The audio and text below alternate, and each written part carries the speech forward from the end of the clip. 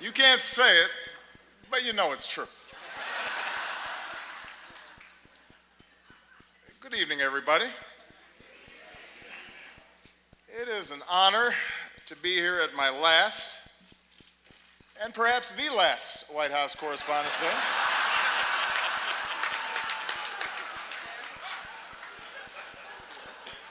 You all look great. The end of the Republic has never looked better.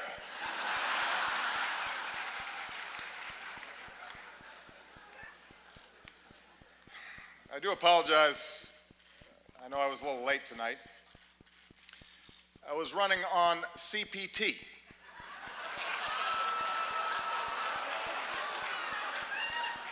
Which stands for jokes that white people should not make.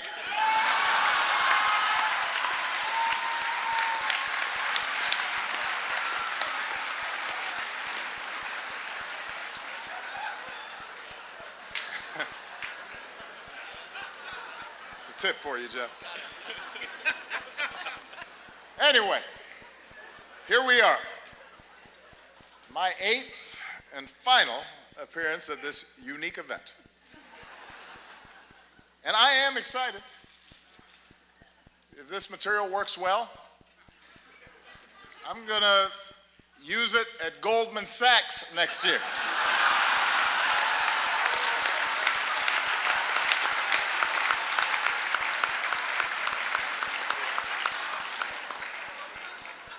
Earn me some serious Tubmans. That's right. That's right.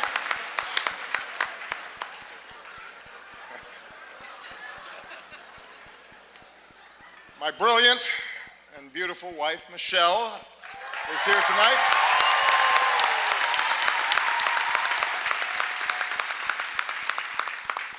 She looks so happy to be here. That's called practice.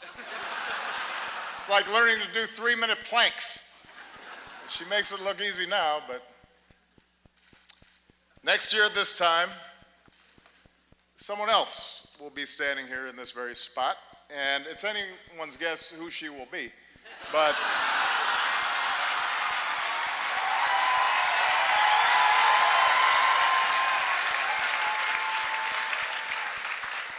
standing here, I can't help but be reflective,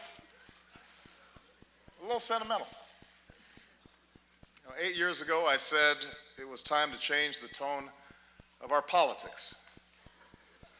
In hindsight, I clearly should have been more specific.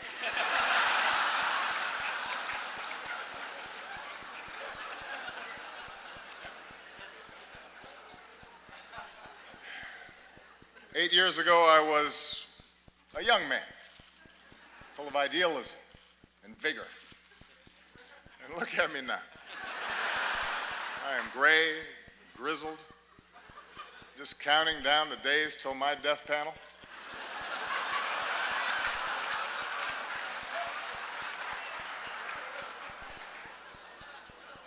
Hillary once questioned whether I'd be ready for a 3 a.m. phone call. Now I'm awake anyway because I got to go to the bathroom. I'm up.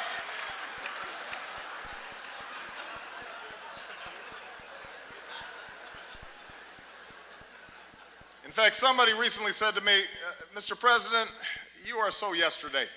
Justin Trudeau has completely replaced you. He's so handsome, he's so charming.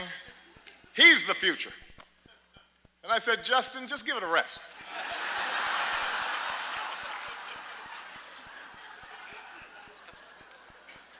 I resented that. Meanwhile, Michelle has not aged a day.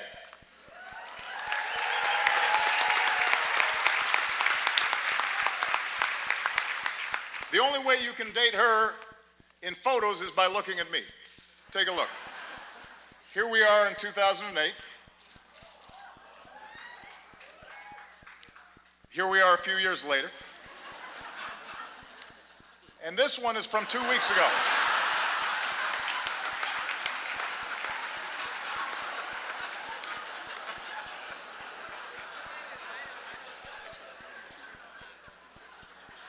So time passes.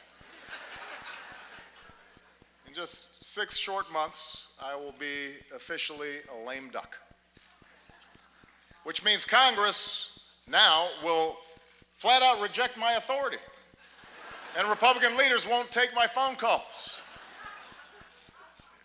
And this is going to take some getting used to. It's really going to, it's a curveball. I don't know what to do with it.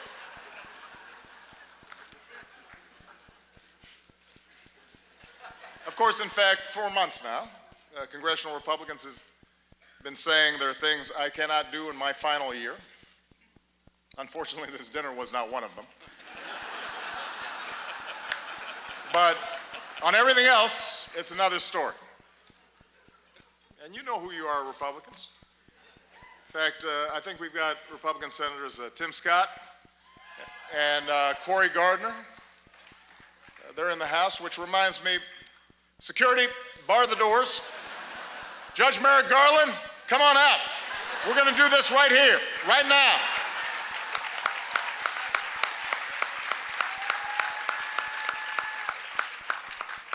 It's like the Red Wedding.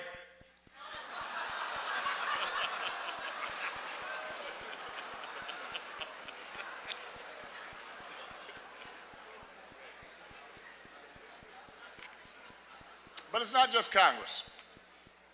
Even some foreign leaders, they've been looking ahead, anticipating my departure.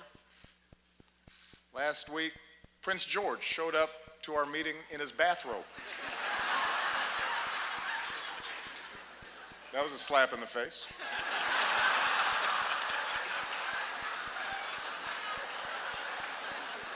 A clear breach of protocol. Although while in England, I did have lunch with Her Majesty the Queen, took in a performance of Shakespeare, hit the links with David Cameron. Just in case anybody is still debating whether I'm black enough, I think that settles the debate.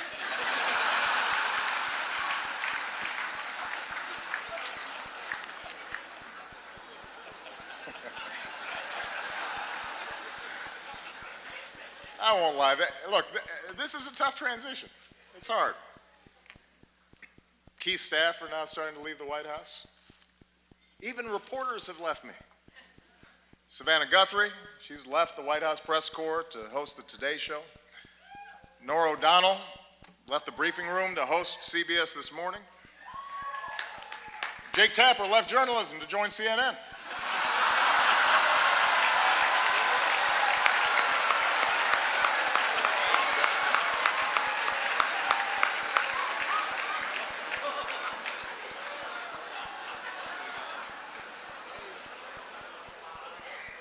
But the prospect of leaving the White House is a mixed bag. You might have heard that someone jumped the White House fence last week, but I have to give Secret Service credit. They found Michelle, brought her back. She's safe. She's safe back at home now.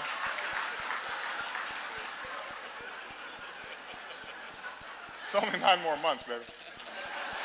Settle down.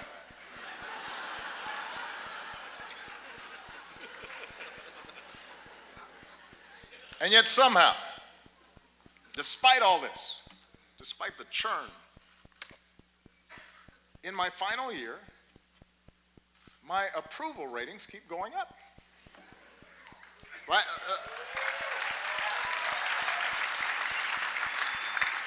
The last time I was this high, I was trying to decide on my major.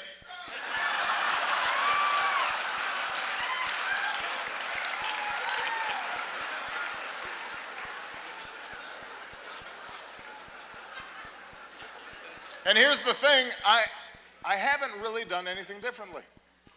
So it's odd. Even my aides can't explain the rising poll numbers. What has changed? Nobody can figure it out.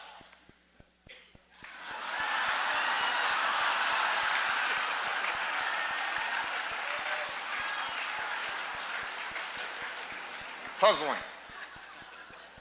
Anyway, in this last year, I do have more appreciation for those who've been with me on this amazing ride. Like one of our finest public servants, Joe Biden. God bless him. Love that guy. I love Joe Biden. I really do. And I want to thank him for his friendship, for his counsel, for always giving it to me straight, for not shooting anybody in the face. Thank you, Joe.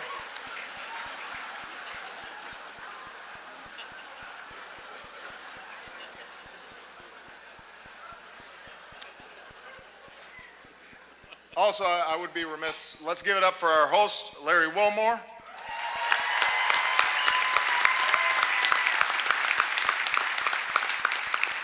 Also known as one of the two black guys who's not Jon Stewart. You're the South African guy, right? I love Larry. And his parents are here, who are from Evanston, which is a great town. I also would like to acknowledge some of the award-winning reporters that we have with us here tonight. Rachel McAdams, Mark Ruffalo, Leah Schreiber. Thank you all for everything that you've done. I'm just joking. As you know, Spotlight is a film, a movie, about investigative journalists with the resources and the autonomy to chase down the truth and hold the powerful accountable. Best fantasy film since Star Wars.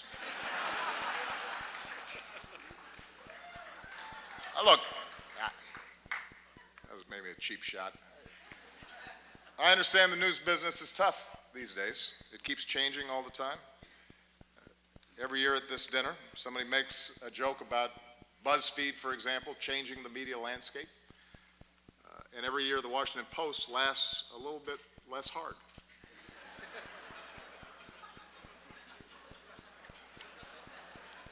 There's kind of a silence there, especially at the Washington Post table.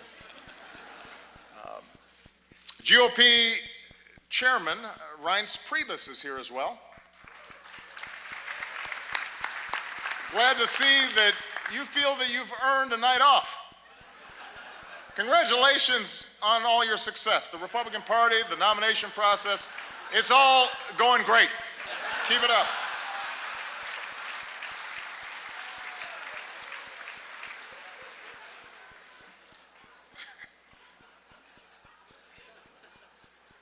Kendall Jenner is also here, and we had a chance to meet her backstage. She seems like a very nice young woman.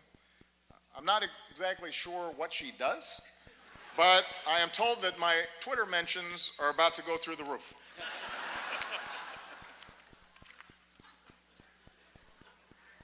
Helen Mirren is here tonight.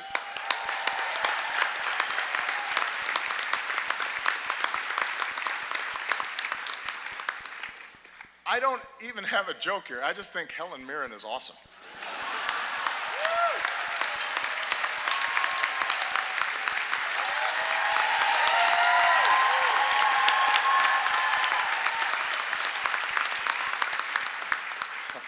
She's awesome. Sitting at the same table, I see Mike Bloomberg.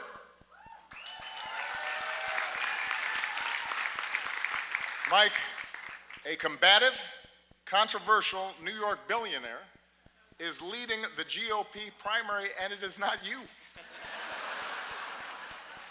That has to sting a little bit.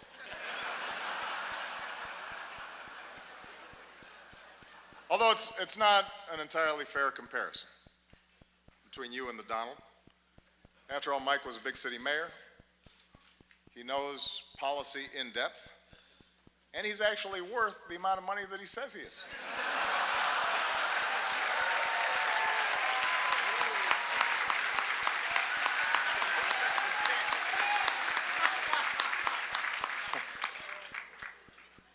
What an election season. For example, we've got the bright new face of the Democratic Party here tonight, Mr. Bernie Sanders. There he is. Bernie.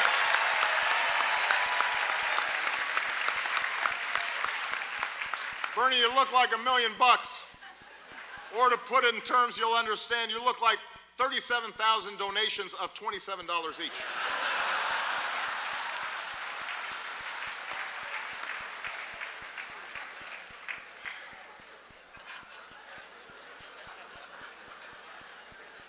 A lot of folks have been surprised by the Bernie phenomena, especially his appeal to young people, but not me. I get it. Just recently, a young person came up to me and said she was sick of politicians standing in the way of her dreams. As if we were actually going to let Malia go to Burning Man this year. Was not going to happen. Bernie might have let her go, not us.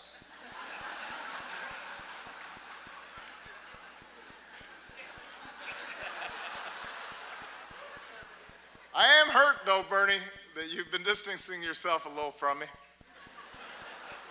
I mean, that's just not something that you do to your comrade.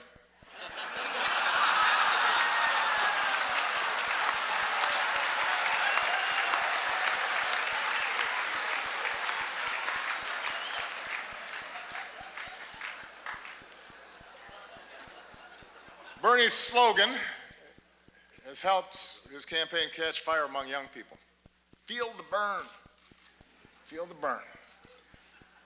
It's a good slogan. Hillary's slogan has not had the same effect. Let's see this.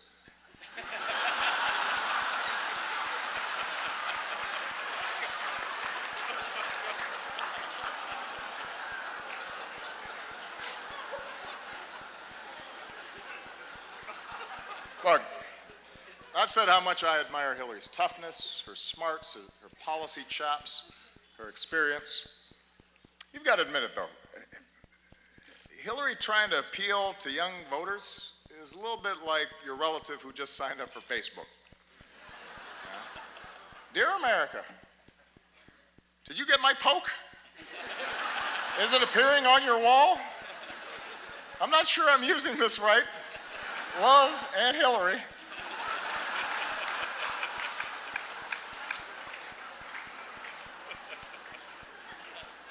It's not entirely persuasive. Meanwhile, on the Republican side, things are a little more, how shall we say this, a little more loose. Just look at the confusion over the invitations to tonight's dinner. Guests were asked to check whether they wanted steak or fish, but instead, a whole bunch of you wrote in Paul Ryan.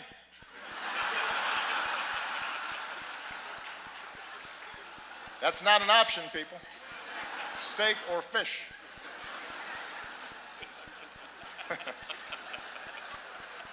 You may not like steak or fish, but that's your choice.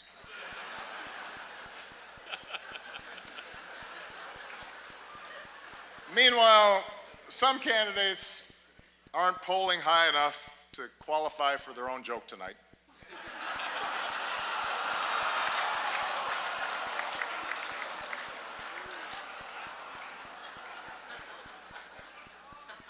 The rules were well established ahead of time. And then there's Ted Cruz. Ted had a tough week. He went to Indiana, Hoosier country, stood on a basketball court and called the hoop a basketball ring.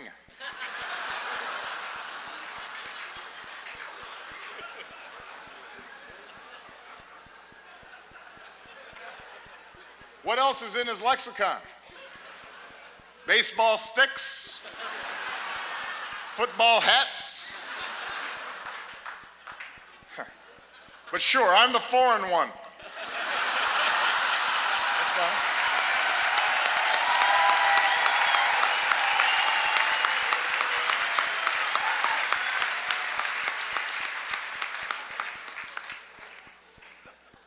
Well, let me conclude tonight on a more serious note. I want to thank the Washington Press Corps. I want to thank Carol for all that you do. You know, the free press is central to our democracy, and nah, I'm just kidding. You know I've got to talk about Trump. Come on.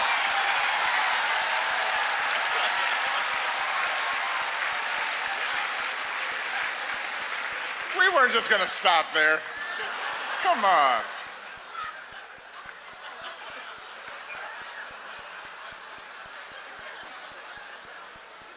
Although I am a little hurt that he's not here tonight.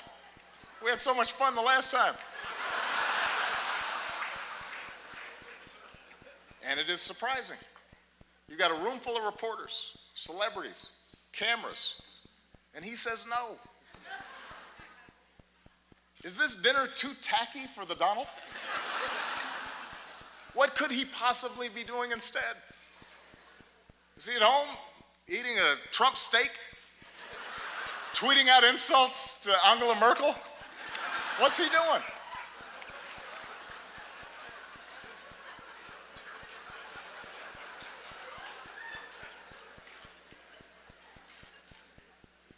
The Republican establishment is incredulous that he's their most likely nominee. Incredulous, shocking. They say Donald lacks the foreign policy experience to be president. But in fairness, he has spent years meeting with leaders from around the world. Miss Sweden, Miss Argentina, Miss Azerbaijan.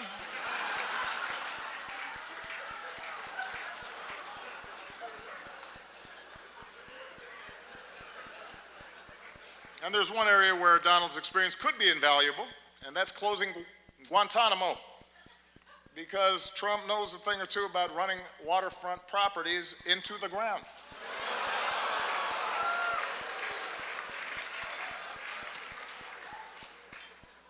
All right, that's probably enough. I mean, I've got more material.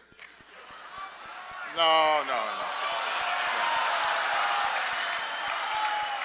I don't want to spend too much time on the Donald. Following your lead, I want to show some restraint.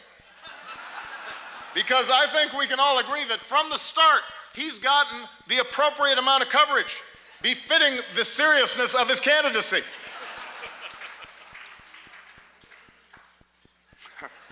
I hope you all are proud of yourselves. The guy wanted to give his hotel business a boost, and now we're praying that Cleveland makes it through July.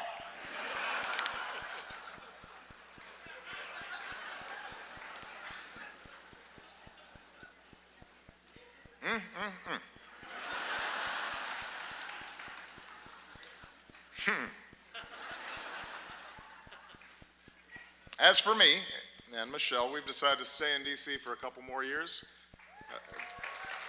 Thank you. This way our youngest daughter can finish up high school. Michelle can stay closer to her plot of carrots. She's already making plans to see them every day. Take a look.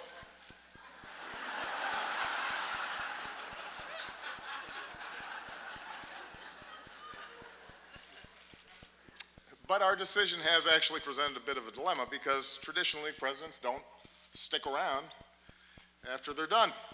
And it's something that I've been brooding about a little bit. Take a look. The Obamas are staying in D.C. for 2 years after the president leaves office. He's about to go from commander-in-chief to couch commander. You, Chuck Todd. What am I going to do in D.C. for 2 years? You got a real dilemma, Mr. President. I can't go every day, can I? Which you like better, these or these? Joe, they're the same. They capture different moods.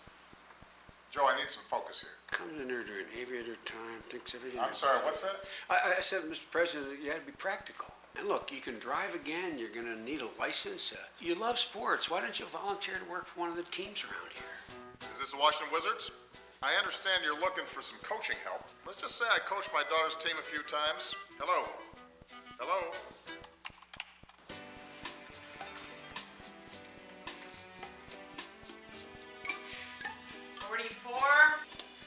Finally.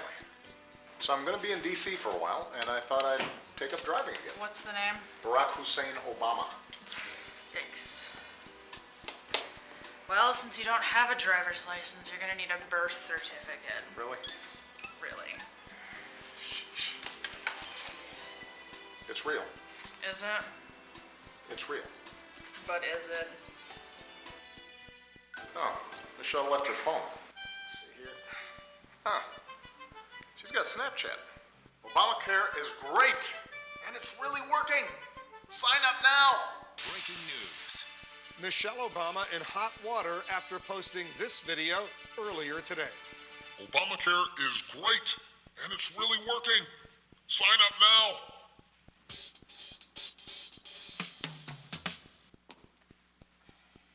now. No? No. Did it get a lot of views at least? Honey, enough. Why don't you just talk to somebody who's been through this? I gotta go to Soul Cycle. She's right. I know who I need to talk to. Hey, it's Barack. Listen, can we get together? Now that is a great move. Yeah, it gets me every time. So long, partner. So, you got any advice for me? So now you want my advice? First, stop sending me all these LinkedIn requests. And second, here's the beauty of this whole thing. You've got all the time in the world to figure this out. You can just be you for a while. If you know how to do that again. So I can just be me. And I can wear my mom jeans in peace. I hate these tight jeans. Good. Yesterday, I had a beer at 11:30 in the morning. And you know, McDonald's now serves breakfast all day long. You know, Michelle's going to be at spin class, so she'll never know. Right. Let it go. You know, it won't be long. You'll be able to walk right out of the Oval Office singing zippity-doo-dah, zippity-yay.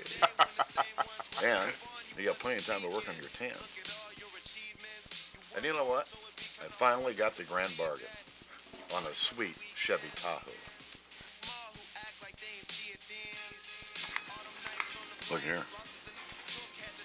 Look here. Here. You want one? Breaking news, former President Barack Obama on his 347th round of golf for the year, and it's totally great. And Gloria, not a problem for anybody. I can't think of a reason to care, Wolf, and believe me, I've tried. There you go.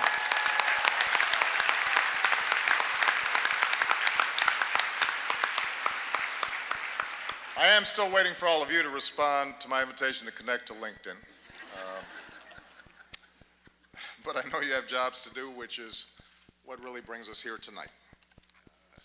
I know that there are times that we've had differences, and that's inherent in our institutional roles. It's true of every president and his press corps. But we've always shared the same goal, to root our public discourse in the truth, to open the doors of this democracy, to do whatever we can to make our country and our world more free and more just.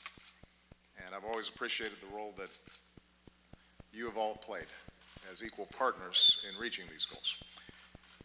Our free press is why we once again recognize the real journalists who uncover the horrifying scandal and brought some measure of justice for thousands of victims throughout the world. They are here with us tonight. Sasha Pfeiffer, Mike Resendez, Walter Robinson, Matt Carroll, and Ben Brandley Jr. Please give them a big round of applause.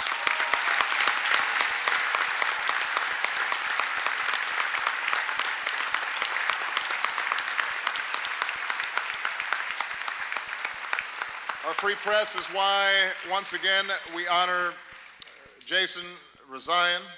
As Carol noted, last time this year we spoke of Jason's courage as he endured the isolation of an Iranian prison.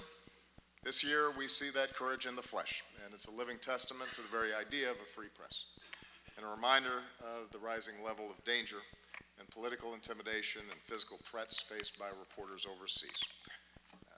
And I can make this commitment that as long as I hold this office, my administration will continue to fight for the release of American journalists held against their will, and we will not stop until they see the same freedom as Jason had.